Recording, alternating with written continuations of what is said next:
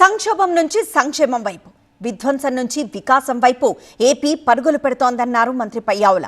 Chandrababu brand వల్లే ఏపీకి పెట్టుబడులు భారీగా వస్తున్నాయన్నారు. అభివృద్ధి సంక్షేమం జోడెద్దులుగా ముందుకు వెళ్తున్నామన్నారు పయ్యావుల. 26-27 ఆర్థిక సంవత్సరానికి మొత్తం 3,32,205 కోట్ల రూపాయలను ప్రతిపాదిస్తున్నాను.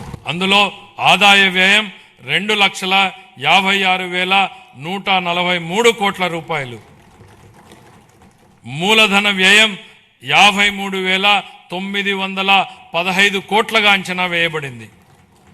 ఆదాయ లోటు సుమారు 22,002 కోట్లు కాగా ఆర్థిక లోటు సుమారు 75,868 కోట్లుగా ఉండవచ్చని అంచనా.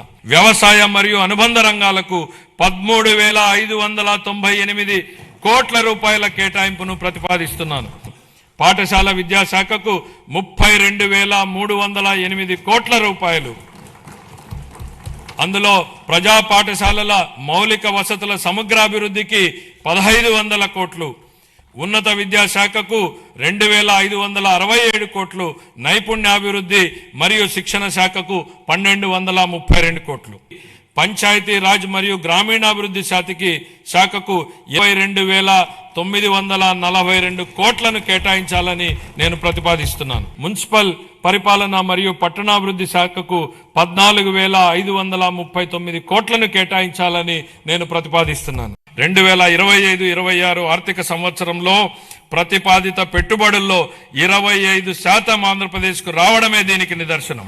బ్రాండ్ చంద్రబాబు వల్లనే ఇది సాధ్యమైంది. గత ప్రభుత్వ నిర్వాకాల వల్ల సకాలంలో జీతాలు కూడా ఇవ్వలేని దుస్థితి నుండి ఇప్పుడు మా ప్రభుత్వం సమర్థ పాలనా విధానాలతో ఆర్థిక సుస్థిరత దిశగా అడుగులు వేస్తోంది.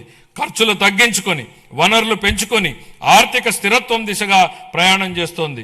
సంక్షోభంలో ఉన్న రాష్ట్రాన్ని ఆకాంక్షల సాకారం దిశగా నడిపిస్తున్నాం. పోలవరం ప్రాజెక్టు విషయంలో పెండింగ్ ఉన్న 5,000 కోట్ల రూపాయల బిల్లుల్ని చెల్లించి పనులను వేగవంతం చేశాం.